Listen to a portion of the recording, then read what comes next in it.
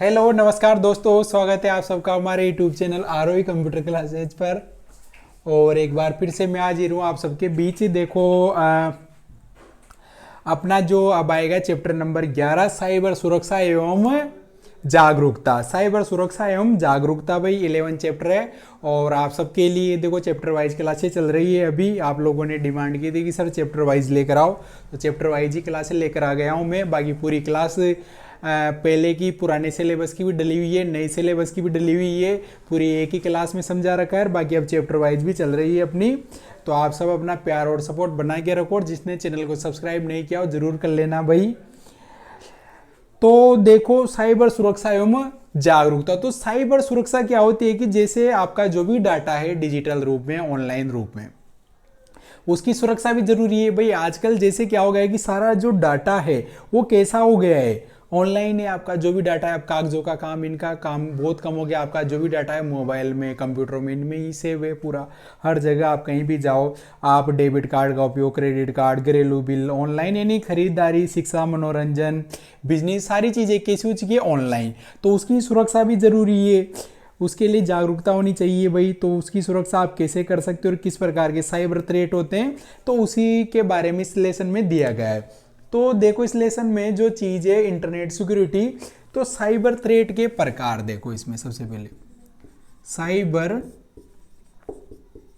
Threat के प्रकार। Cyber threat के प्रकार, तो साइबर थ्रेट किस प्रकार से हो सकते हैं, क्या क्या प्रकार है उसके, तो वही दे रखा है। तो पहला है देखो मेलवेयर। क्या है? मेलवेयर। अब मेलवेयर किसे बोलते हैं, तो मेलवेयर को आमतौर पर हानिकारक उद्देश्य वाले सॉफ्टवेयर कोड के रूप में परिभाषित किया जाता है, जो कंप्यूटर से डेटा चोरी, डेटा को नष्ट करने का प्रयास करता है। ये आमतौर पर ईमेल अटैचमेंट, सॉफ्टवेयर डाउनलोड या ऑपरेटिंग सिस्टम की कमजोरियों से कंप्यूटर में प्रवेश कर जाते हैं। अब भाई जो मेलवेयर है ये भी 3 प्रकार के हैं। तो मेलवेयर में कौन कौन से है, देखो एक तो है वायरस, दूसरा है इसमें ट्रोजन हॉर्स,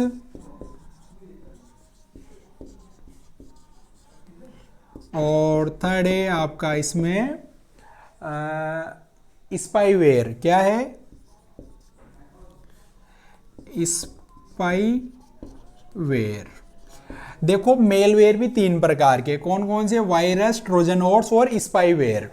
तो वायरस क्या होता है? एक सॉफ्टवेयर प्रोग्राम है जो आमतौर पर आपके ज्ञान के बिना अन्य किसी सॉफ्टवेयर प्रोग्राम में स्वयं की प्रतिकृति बनाता है और स्वयं को छुपाता है, यानी हाइड होगा, आपको दिखेगा नहीं भाई जो वायरस होगा, और आपकी नॉलेज में नहीं होगा ये कि अपने कंप्यूटर में आ गया है। कंप्यूटर वायरस फैलाने का सबसे आम तरीका वायरस को किसी भी ईमेल अकाउंट में मौजूद एड्रेस बुक में दर्ज सभी मेल आईडीज को मेल करके प्रेषित किया जाता है, यानी मेल आईडी के द्वारा आता है। कई बार वायरस सीधे तौर पर नुकसान नहीं पहुंचाते, लेकिन जब वायरस अपनी प्रतिकृति लगातार बनाना जारी रखते हैं तो नेटवर्क भारी ट्रैफिक की वजह से अंत में धीमा पड़ जाता है, यानी काम करना बंद कर देता है भाई आपका कंप्यूटर सिस्टम, और कंप्यूटर की वर्किंग को काफी धीमा कर देता है। कौन? वायरस। इसके बाद देखो ट्रोजन हॉर्स। तो ट्रोजन हॉर्स क्या होता है? एक सही और नुकसान नहीं पहुंचाने वाला, यानी आपको लग रहा है कि ये सॉफ्टवेयर सही है, ये आपके कंप्यूटर सिस्टम को, मोबाइल को नुकसान नहीं पहुंचाएगा, लेकिन वही नुकसान पहुंचाता है। कुछ सॉफ्टवेयर है भाई ऐसे जिन्हें आप खुद ही डाउनलोड करते हो, जो ट्रस्टेड नहीं होते और वो आपका डेटा चोरी करते हैं भाई। इसके बाद स्पाईवेयर। तो स्पाईवेयर किसे बोलते हैं? एक ऐसा सॉफ्टवेयर प्रोग्राम जो कंप्यूटर पर आपकी सभी गतिविधियों पर सचमुच नजर रखता है, यानी आप जो भी गतिविधि करोगे कंप्यूटर पर, मोबाइल पर, उस पर क्या करेगा? वो नजर रखेगा। और ये क्या करता है? जासूसी का काम करता है। क्या काम करता है स्पाईवेयर? जासूसी का काम करता है भाई, आपकी जासूसी करेगा। और ट्रोजन हॉर्स क्या होता है? सही तो लगता है लेकिन क्या करता है? ये नुकसान पहुंचाता है। क्या करता है? नुकसान पहुंचाता है। और वायरस क्या करता है? कंप्यूटर की वर्किंग को क्या कर देता है? स्लो कर देता है। क्या कर देता है? वर्किंग को स्लो कर देता है। ट्रोजन हॉर्स सही लगता है लेकिन नुकसान पहुंचाता है। और स्पाईवेयर क्या करता है? जासूसी का काम करता है। स्पाईवेयर क्या करता है भाई? जासूसी का काम करता है भाई। स्पाईवेयर क्या काम करता है? स्पाईवेयर करता है भाई जासूसी का काम करता है स्पाईवेयर भी। इसके बाद देखो ये तो है आपके मेलवेयर। अब मेलवेयर में देखो स्पाईवेयर की थोड़ी और चीज डिटेल बता देता हूं मैं कि ये आपकी सभी गतिविधियों को क्या करेगा, रिकॉर्ड करता है। जैसे वेब ब्राउजिंग हिस्ट्री हो गई, और आपके जितने भी की स्ट्रोक मतलब जो भी दबाते हैं उन्हें भी वो रिकॉर्ड कर लेता है भाई, की लॉगर के रूप में भी काम करता है ये। अब इससे बचना कैसे आपको? तो अज्ञात अविश्वसनीय स्रोतों द्वारा भेजे गए लिंक्स को क्लिक ओपन नहीं करे या ईमेल अटैचमेंट को डाउनलोड नहीं करके मेलवेयर से बचा जा सकता है। और कंप्यूटर अपडेटेड होने चाहिए, ऑपरेटिंग सिस्टम अपडेटेड होने चाहिए भाई आपके। इसके बाद है देखो पीसिंग क्या है? पीसिंग क्या है? पीसिंग, तो पीसिंग भी एक साइबर अटैक है, साइबर थ्रेट का प्रकार है। तो पीसिंग क्या होती है भाई? पीसिंग हमले में आमतौर पर आपको आपके ईमेल पर एक लिंक भेजा जाएगा जिसमें क्लिक करने पर आपको अपनी व्यक्तिगत जानकारी दर्ज करने के लिए कहा जाता है। यानी आपके पास ईमेल से लिंक आएगा, उसमें आपसे पर्सनल इंफॉर्मेशन मांगी जाएगी, जैसे आपका पासवर्ड, नाम, जन्म तारीख, पिन आदि मांगा जाता है। तो इससे बचने के लिए क्या करना है भाई? आपको अनजान जो ईमेल आते हैं उन पर आपको क्लिक नहीं करना है, ओपन नहीं करना है। इसके बाद है भाई पासवर्ड अटैक। क्या है? पासवर्ड हमले।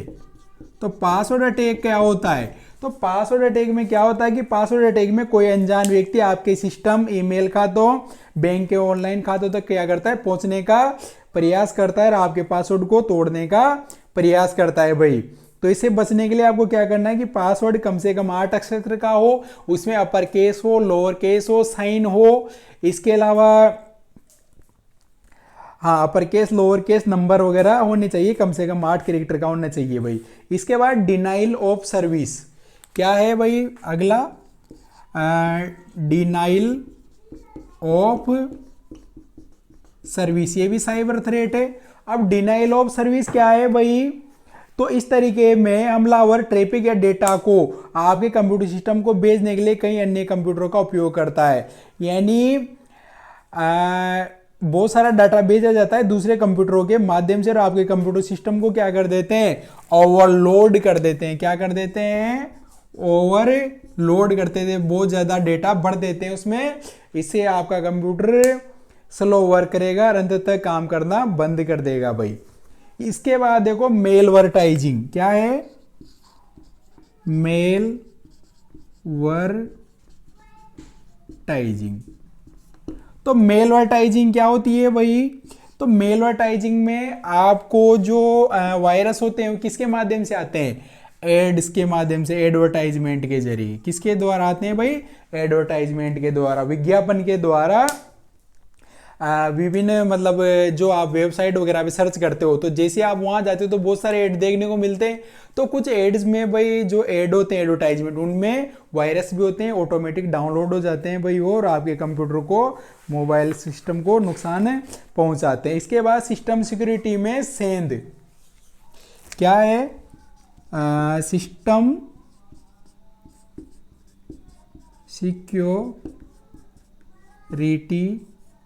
में सेंध, यानी आपकी सिस्टम की जो भी सिक्योरिटी है उसे क्या करते हैं, वो हैक कर लेते हैं, क्रैक कर लेते हैं भाई, और उसके द्वारा भी आपके कंप्यूटर सिस्टम को नुकसान पहुंचाते हैं। इसके बाद है देखो वेब अटैक। क्या है? वेब हमले। तो वेब हमले क्या है? वेब अटैक क्या है भाई? अधिकांश वेबसाइट उपयोगकर्ताओं को वेबसाइट से इंटरेक्ट करने की सुविधा देती है। इन इंटरेक्शन के माध्यम से वेबसाइट व्यक्तिगत जानकारी और वेबसाइट द्वारा आवश्यक किसी भी इनपुट विवरण पहुंच सकता है। तो यानी आपकी वेबसाइट एक हो जाना उसे वेब अटैक बोलते हैं भाई। इसके बाद सेशन हाईजैक क्या है? 7 हो गई है। इसके बाद 8 पर है देखो सेशन हाईजैक। सेशन हाईजैक में क्या होता है कि आप किसी वेबसाइट पर कहीं पर लॉगिन कर रखा है आपने किसी सॉफ्टवेयर पे, और आपका सेशन हाईजैक हो जाए, मतलब उसे बीच में से कोई और चलाने लग जाए, उसे सेशन हाईजैक बोलते हैं भाई। Black hat hacker, cyber terrorist भी बोलते हैं उन्हें। इसके बाद डीएनएस पॉइजनिंग क्या है? DNS poisoning. तो डीएनएस पॉइजनिंग क्या होती है, इसमें क्या की जाती है, आपके आईपी एड्रेस के साथ क्या की जाती है, छेड़छाड़, आईपी एड्रेस के साथ छेड़छाड़ की जाती है भाई, डीएनएस पॉइजनिंग बोलते हैं भाई उसे। यानी डोमेन का जो आईपी एड्रेस में जो कन्वर्ट होगा तो आईपी एड्रेस के साथ छेड़छाड़ की जाती है, उसे डीएनएस पॉइजनिंग बोलते हैं। इसके बाद देखो सुरक्षित वेबसाइट को कैसे पहचाने, तो सुरक्षित, ये तो साइबर थ्रेट है भाई, देखो ये सारे साइबर थ्रेट है। फर्स्ट है मेलवेयर, तो इसमें वायरस, ट्रोजन हॉर्स, स्पाईवेयर, फिर फिशिंग, पासवर्ड हमले, denial of service, malvertising, system security mission, web attack, session hijack और डीएनएस पॉइजनिंग, ये सारे साइबर थ्रेट हैं। यानी आपके कंप्यूटर सिस्टम को नुकसान पहुंचाएंगे, आपका डेटा चोरी करते हैं भाई ये। इसके बाद देखो सुरक्षित वेबसाइट को कैसे पहचाने, सुरक्षित वेबसाइट को कैसे पहचाने, सुरक्षित वेबसाइट, तो सुरक्षित वेबसाइट क्या होती है कि जिसमें यहाँ पर क्या बना हो, इसे ताले का चिन्ह, इसे क्या बोलते हैं, इसे बोलते हैं पेड लॉग। यानी जो यूआरएल होता है इसे https://www.example.com ऐसी जो भी है, तो यहाँ पर क्या बना होना चाहिए, ताले का चिन्ह, पेड लॉग, तो ये सुरक्षित है। इसके अलावा वेबसाइट की शुरुआत में क्या होना चाहिए, https, या तो http या फिर https, अगर s लगा हुआ है तो इसका मतलब ये और ज्यादा सिक्योर है भाई। तो ये दो पहचानने के तरीके हैं, एक तो https होना चाहिए और क्या होना चाहिए, पेड लॉग का साइन होना चाहिए भाई सुरक्षित वेबसाइट के लिए। इसके लिए अलग अलग सिक्योर सील भी होती है भाई, तो सिक्योर सील में देखो privacy seal, business practice seal और बिजनेस आइडेंटिटी सील, ये अलग अलग प्रकार की सील होती है भाई आइडेंटिटी की, अलग अलग, ठीक है। अब सुरक्षित ब्राउजिंग के लिए क्या करना है आपको, तो सुरक्षित ब्राउजिंग के बहुत सारे तरीके हैं, मैं एक एक बता देता हूँ, समझा देता हूँ। देखो सुरक्षित ब्राउजिंग मतलब इंटरनेट पर अगर आपको काम करना है तो सुरक्षित तरीके से आप कैसे कर सकते हो भाई, तो अपने सॉफ्टवेयर को अप टू डेट रखें, यानी आपका जो भी सॉफ्टवेयर हो कैसा होना चाहिए, अपडेटेड होना चाहिए। एंटीवायरस रन करें, तो आपके कंप्यूटर सिस्टम में क्या होना चाहिए, एंटीवायरस, तो एंटीवायरस क्या करता है, आपके कंप्यूटर की सुरक्षा करता है भाई। इसके बाद फिशिंग हमलों से बचे। अब फिशिंग हमलों से कैसे बचोगे, आपको अनजान लिंक पर क्लिक नहीं करना है, किसी ऐसे सॉफ्टवेयर को डाउनलोड नहीं करना है जो आपको नुकसान पहुंचाए, पासवर्ड का पुनः उपयोग न करें, यानी एक ही सेम जैसा पासवर्ड नहीं लगाना चाहिए सब जगह, 90 दिन में पासवर्ड आपको चेंज कर लेना चाहिए। इसके अलावा वेबसाइट की शुरुआत में https लगाए कि नहीं लगाए चेक कर लेना चाहिए आपको। प्राइवेसी पॉलिसी पढ़नी चाहिए किसी वेबसाइट या किसी ऐप की। अपने वित्तीय लेन देन यानी बैंक स्टेटमेंट चेक करते रहना चाहिए। सार्वजनिक या मुफ्त वाईफाई से बचें। मुफ्त का जो फोकट का जो वाईफाई होता है पब्लिक वाला वो नहीं लेना चाहिए भाई आपको। संग्रहित पासवर्ड को असक्षम करें, यानी पासवर्ड सेव नहीं करने चाहिए, डिसेबल रखना चाहिए। अपने ब्राउजर के पॉपअप ब्लॉकर को चालू करें, तो जो भी ब्राउजर होता है उसमें पॉपअप ब्लॉकर का एक ऑप्शन आता है वो ऑन रखना चाहिए भाई आपको। ये सुरक्षित ब्राउजिंग की आदतें हैं। इसके बाद मेलिंग शिष्टाचार। मेलिंग शिष्टाचार क्या होता है कि किसी को अगर आप मेल करो तो क्या चीज ध्यान रखनी चाहिए, क्या सावधानी रखनी चाहिए। तो पहला है कि किसी को अगर आप ईमेल लिखो तो उसमें देखो आपको सबसे पहली चीज जो ध्यान रखनी है, इंट्रोड्यूस योरसेल्फ, यानी खुद का परिचय आपको देना पड़ेगा भाई। क्या देना है, खुद का परिचय कि आप कौन हो, किस पोस्ट पर वर्क करते हो। सब्जेक्ट लाइन को जांचें, यानी आपका जो भी सब्जेक्ट है जिस बारे में आप मेल कर रहे हो वो चीज भी आपको चेक करनी चाहिए भाई। आप क्या भेज रहे हो वो सब्जेक्ट सही होना चाहिए। टू और सीसी के अंतर को समझे, तो आपको टू और सीसी का अंतर माना होना चाहिए कि टू में किसे भेजना है, सीसी में किसे भेजना है। सीसी में किसे भेजोगे, जिनको केवल आपको कॉपी भेजनी है, और टू में जिनको भेजना जरूरी है वो चीज जोड़नी जरूरी है। तो आपको ये भी समझना चाहिए।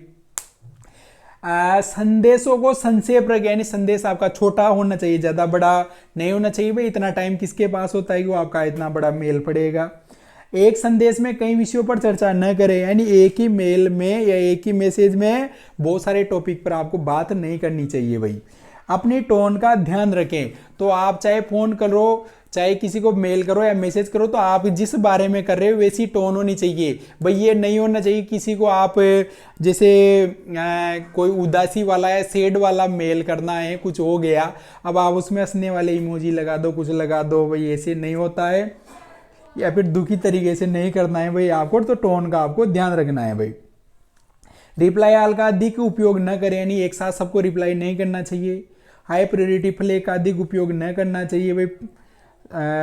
इसके अलावा सब कुछ बड़े अक्षरों में न लिखे, तो सारे कैपिटल वर्ड नहीं लिखने चाहिए भाई, पढ़ने में दुविधा हो जाती है। मेल भेजने से पहले मेल की प्रामाणिकता जांच करें। चाहे मेल भेजो, चाहे मैसेज भेजो या किसी को कोई सूचना दो, तो आपको ये पता होना चाहिए कि जो सूचना है वो सही है कि नहीं है, प्रमाणित है कि नहीं है। अपनी कंपनी का ईमेल निजी नहीं है, तो आप जिस कंपनी का ईमेल यूज कर रहे हो उससे पर्सनल मेल नहीं करना है किसी को। ईमेल हस्ताक्षर का प्रयोग करें, तो ईमेल के नीचे सिग्नेचर करना चाहिए भाई आपको। स्पेल चेकर का प्रयोग करें, यानी स्पेलिंग भी आपको सही लिखनी है, गलत उल्टी सीधी स्पेलिंग मत लिखना भाई। किसी को आप मेल करो, मैसेज करो तो ध्यान रखना है। और आजकल तो आप सब जैसे सोशल मीडिया का प्रयोग करते हो, तो वहाँ भी कोई भी आप पोस्ट करते हो, इंस्टाग्राम स्टोरी कुछ भी लगाते हो, तो स्पेलिंग्स का ध्यान रखा करो भाई, क्योंकि अर्थ का अनर्थ हो जाता है अगर स्पेलिंग आपने गलत लिख दी तो ये थे भाई मेलिंग शिष्टाचार। अब मेलिंग शिष्टाचार के बाद आता है भाई इस चैप्टर में, वो है IT act, Indian IT act. Indian IT act, तो इंडियन आईटी एक्ट कब बनाया गया है? ये बनाया गया है भाई सन 2000 में। और आईटी को क्या बोलते हैं? तो आईटी को बोलते हैं भाई इंफॉर्मेशन टेक्नोलॉजी। क्या बोलते हैं? इंफॉर्मेशन टेक्नोलॉजी बोला जाता है भाई आईटी को। तो इसके अंतर्गत कानून भी बनाए हैं भाई। इसके अलावा जो भी संस्थाएं हैं जो भी ऑनलाइन वर्क कर रही है, उनका भाई आईएसओ रजिस्ट्रेशन भी होना चाहिए। आईएसओ रजिस्ट्रेशन, और इंफॉर्मेशन टेक्नोलॉजी में कौन सा आईएसओ होता है भाई? आईएसओ 27001 चलता है भाई इंफॉर्मेशन टेक्नोलॉजी में। इंटरनेशनल ऑर्गेनाइजेशन फॉर स्टैंडर्डाइजेशन बोलते हैं इसे। अब इंडियन आईटी एक्ट 2000 में बनाया गया है, तो इसमें देखो धारा 65 कब लगती है? धारा 65 कब लगेगी?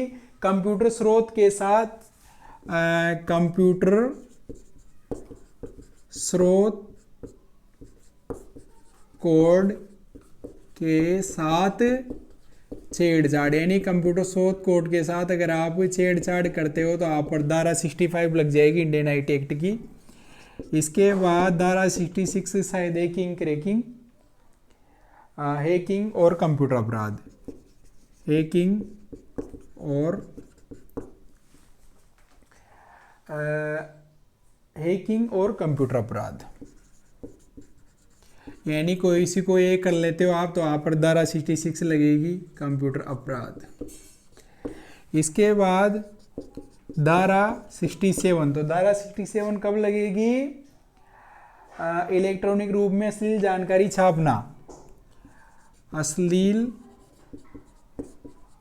जानकारी छापना, यानी किसी के फोटो वीडियो अगर वायरल कर दिया आपने अश्लील वाले, तो फिर धारा 67 लगेगी भाई, अश्लील जानकारी छापना। इसके बाद देखो धारा 43, तो धारा 43 कब लगती है? इलेक्ट्रॉनिक अभिलेखों के साथ छेड़छाड़। इलेक्ट्रॉनिक अभिलेख ऐसे कि जैसे फर्जी मार्कशीट, डिग्री वगैरह कुछ बना लेते हो आप, तो फिर धारा 43 लगेगी अगर इलेक्ट्रॉनिक रूप से किसी डॉक्यूमेंट के साथ छेड़छाड़ करते हो तो। ये तो इंडियन आईटी एक्ट हो गया भाई, ये 4 धारा तो इसकी हो गई। इसके बाद देखो इंडियन कॉपीराइट अधिनियम, तो कॉपीराइट एक्ट कब बना था? 1957 में। तो इंडियन कॉपीराइट एक्ट कब लगेगा? अगर आप ऑनलाइन किसी का कंटेंट कॉपी कर लेते हो, किसी ने कॉपीराइट ले रखा है उसका, और तो उस पर भी कॉपीराइट अधिनियम लगता है भाई। इसके अलावा धारा 406 विश्वासघात का अपराध,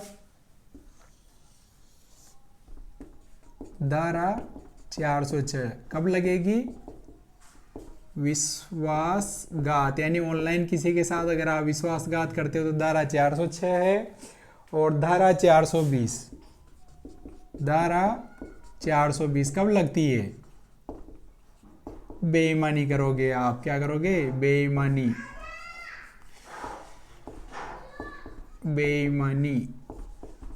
और फ्रॉड करते हो अगर आप किसी के साथ, तो धारा 420 लगेगा। इसके अलावा Indian contract act,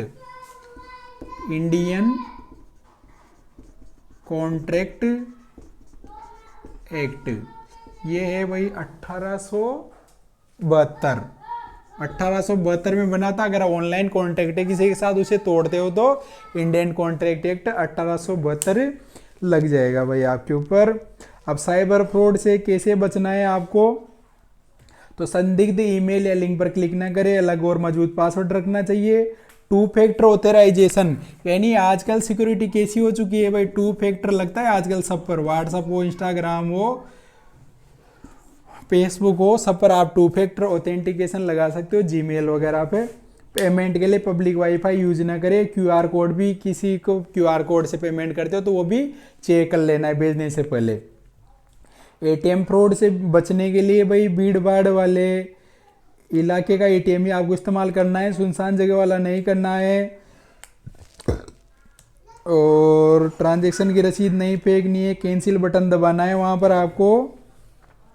OLX customer care call fraud से बचना, तो OLX पर जो सामानों के सस्ते में इन पे मिल जाता है भाई आपको, तो ऐड देखकर आपको जाना नहीं है।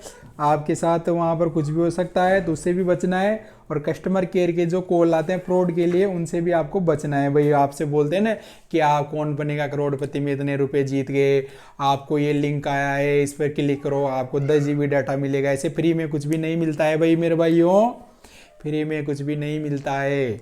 आपको सोच समझकर किसी लिंक पर क्लिक करना है, किसी का कॉल आता है तब भी सोच समझकर बटन दबाना है भाई। बहुत ज़्यादा बढ़ गया है ये फ्रॉड ऑनलाइन वाले, तो ध्यान से भाई बचकर सब। पासवर्ड चेंज फ्रॉड से बचना, तो पासवर्ड अपने अनुसार सेट करना चाहिए। 8 कैरेक्टर के सिंबल वगैरह होने चाहिए, सारे upper case lower case. Password में कभी ना करें इनका इस्तेमाल। तो किन का इस्तेमाल नहीं करना चाहिए? Mobile number, date of birth, पिताजी का नाम, माताजी का नाम, खुद का नाम, जय माता दी, ऐसे नहीं लगाना है भाई आपको, हर कोई ये कर लेगा आपको। पासवर्ड होना चाहिए अलग, तो सबसे अलग होनी चाहिए हटकर। ऐसे करने पर हैकर्स नहीं कर पाएंगे टारगेट। तो अगर आप अपने सोशल मीडिया अकाउंट और अन्य डिजिटल अकाउंट को हैकर से दूर रखना चाहते हो, पासवर्ड में अक्षरों और नंबरों के अलावा स्पेशल वर्ड का भी इस्तेमाल करना चाहिए। बैंक KYC फ्रॉड से बचना, तो बैंक KYC के नाम पर भी कॉल वगैरह मैसेज आते हैं, तो उन पर भी आपको क्लिक नहीं करना है, कॉल का जवाब नहीं देना है।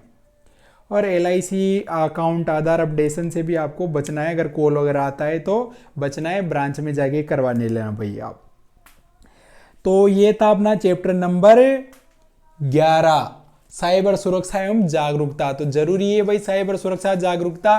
कैसा लगा आपको चैप्टर, कमेंट करके जरूर बताना। समझ में आ रहा है कि नहीं आ रहा, कमेंट सेक्शन में जरूर बताना। और वीडियो अगर अच्छा लगा हो तो ज़्यादा से ज़्यादा लाइक शेयर करना न भूलें, और जिसने चैनल को सब्सक्राइब नहीं किया जरूर कर लेना भाई। मिलते हैं आपसे अगली क्लास में, तब तक के लिए राम राम।